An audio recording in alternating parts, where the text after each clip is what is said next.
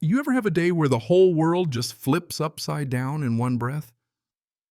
Well, picture this, the wind howling across the lake, rain about to break loose, and there's Karen Miller, president of our HOA, standing on my porch folder in hand, yelling like she's the Queen of England.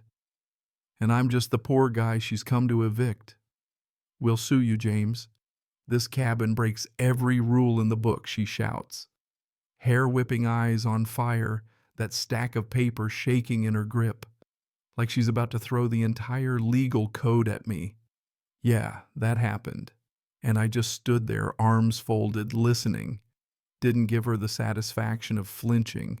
Right behind her were her faithful board soldiers, Rick, Pam, and Doug, faces set like they're storming Normandy, not confronting a guy about his fishing dock. My wife Lisa squeezed my arm, whispering, "James, maybe you should just tell them who you are." But see, I wasn't ready to play that card. Not yet. I wanted to see how deep they'd dig this hole before I started shoveling the truth their way. Karen slams the folder down on the table. Coffee splashing papers everywhere. "You think you can build this place without HOA approval? We'll take everything from you." She points her finger. All accusation and drama. I kept my eyes locked on hers. Silent. Steady. Let her rant. Outwardly, I was cool as lake water, but inside, let's just say my pulse was thumping a pretty good beat. Because here's what she didn't know. What none of them knew. I wasn't just some weekend fisherman with a grill and a hammock. Monday through Friday, I sat on the highest bench in the county courthouse. Judge James Carter. The guy who decides whose case even makes it past the front desk. But I wanted them to show their true colors first. Thunder cracked overhead like God himself was warning everybody to quit while they were ahead, and suddenly rain poured down in sheets. The HOA board scattered for cover, yelling about lawsuits and standards. Me, I just stood there calm as you please, feeling the first drops soak into my jacket, waiting for the storm to pass, both literal and metaphorical. That's when the sheriff's car rolled in, lights flashing red and blue through the downpour. He steps out, boots crunching on the gravel, holding a manila envelope like it's a bomb. The whole mood on the porch changed. Karen went from queen to cornered in about 2 seconds flat. "Sheriff," she called, "you're just in time. Witness this man violating HOA rules. We're suing first thing tomorrow." She actually believed the sheriff was there for me. He never even looked at her. Just fixed those tired eyes on me. Even Judge Carter, well, if looks could kill, Karen would have needed CPR. She stammered, "Judge." "What, Judge?" I just gave her the smallest smile. "That'd be me." The color drained from her face so fast it was almost worth the months of letters and threats. Sheriff Tom handed me the envelope, photos, reports, a name that made my gut clench. Karen tried to peer over my shoulder, but I held it close. "Not yet," I told her, because the pictures told a story that would upend more than just my weekend. But before we go there, let me back up a sec, because you need to know how this whole mess started. 6 months before Lisa and I found this cabin, peeling paint, crooked dock, thick trees blocking out the road. But to us, it was paradise. The first weekend, Lisa swinging on the porch, me burning burgers on the grill, we thought we'd landed in heaven. That's when Karen showed up the first time, heels on dirt clipboard, raised 2 men and another woman trailing behind. She smiled that fake smile. "Welcome to the neighborhood. Just wanted to let you know about our rules." I said, "Sure, happy to follow any reasonable rules," not knowing her version of reasonable was a moving target.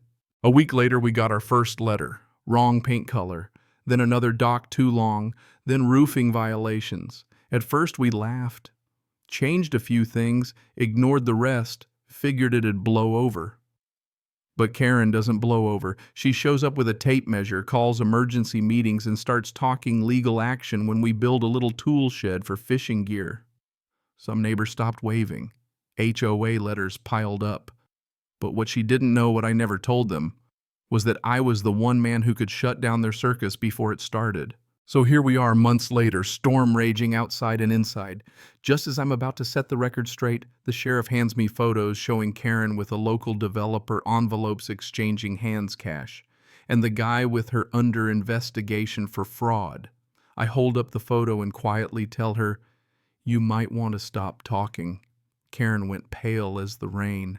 Doug, quiet as always. Finally muttered Karen, "What did you do?" But she's like all bullies, fight or run. She chose run. Bolted off my porch in the rain shoes, slipping keys, fumbling the sheriff, cursing under his breath. Lisa turned to me. "This is about to get ugly, isn't it?"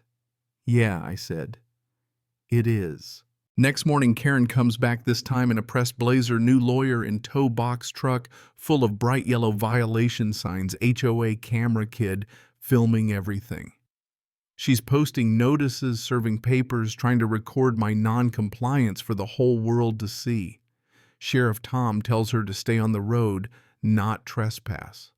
Lawyer tries to argue common area, but I set him straight, private deed, public road ends at the mailbox. Karen tries to bluff, but she's lost the script. Neighbors start gathering, some worried, some angry, some just there for the show. Even little Mason, fishing pole in hand, watching like this is the best episode of TV he's ever seen. Sheriff reminds Karen there's an active investigation and she should stick around. She says, "Talk to my lawyer."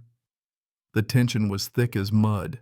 I introduce myself to the crowd, just James, not Judge Carter. I've followed reasonable rules. I take care of my property, but I won't be bullied. Some neighbors nod. One woman, Holly, just wants peace. Lisa brings out coffee for everyone, and suddenly even the cameraman looks like he'd rather have a cup than a confrontation. Karen's lawyer files for an emergency injunction. I tell him I'll answer in court and hand over all my evidence.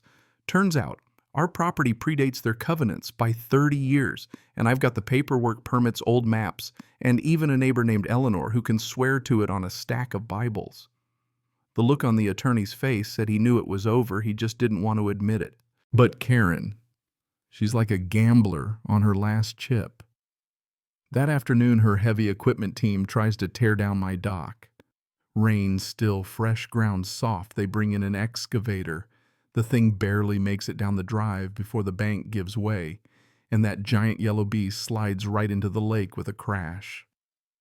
Water everywhere, men yelling, Lisa screaming for our dog, Scout Sheriff yelling, "Stop!" But too late, the HOA's big show of power just turned into the neighborhood's new landmark. Mason's grandpa just shook his head. Gonna cost someone a fortune to pull that out. Neighbors started whispering, filming with their phones, the sheriff threatening criminal charges. Karen screamed. It was my fault, but everyone knew who brought the circus. And right then, as the fire department fished their excavator out of the lake, I realized this wasn't just about paint colors or sheds anymore. The next day, we got a foreclosure letter on the door. List of fake violations. Lisa was scared, but I knew this was desperation, not justice. Board member Rick showed up later, nervous, telling me he hadn't signed off on anything. Even Pam, the queen of fake smiles, admitted Karen was moving HOA funds around, making payments to shell companies hiding money. Word spread. Someone started a petition to recall the board. Neighbors gathered angry and scared. Then came the fire. HOA office burned down in the middle of the night. All the records gone. Karen accused me, but everyone knew she was the one with something to hide. Pam brought over copies. She'd made emails, bank records, payments from the developer. It all came out in court. The judge, my friend from the next county, listened as Pam and Rick confessed the fines weren't even voted on. We turned over the evidence. Fire marshal said the fire was arson. The judge halted the foreclosure, granted subpoenas for the HOA's financial records, and basically put Karen and the developer on the menu for the state attorney. Then, like out of a movie, Karen disappeared. Her car, found by the overlooked person phone, left behind a note addressed to me, "Watch the developer. He won't stop with me." The sheriff launched a search, deputies, boats, neighbors with flashlights combing the woods. For days, rumors flew. Some said Karen ran, some said she was taken out. Then, just when the fear was thickest, they found her hiding in an abandoned boathouse, shaken and scared but alive. She handed over the last piece, a deposit box full of receipts, a USB drive with videos showing the developer bribing board members, laying out his whole plan to force old families out and build his resort. That was all it took. The sheriff, the state attorney, even the feds got involved. The developer was arrested, facing more charges than I could count. With him gone, and Karen in protective custody, the neighborhood voted out the old board. Pam took over as president, new bylaws were written, and for the first time in years, neighbor meant something again. Lisa and I sat on our new dock feet in the Water Scout, snoring at our feet, watching the sun set over a lake that finally felt like home. So, tell me, where are you watching from tonight? Ever see power trip and crash this hard? Where you live? Drop a comment.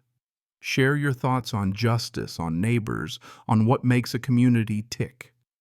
Because after everything we survived out here, I've learned one thing.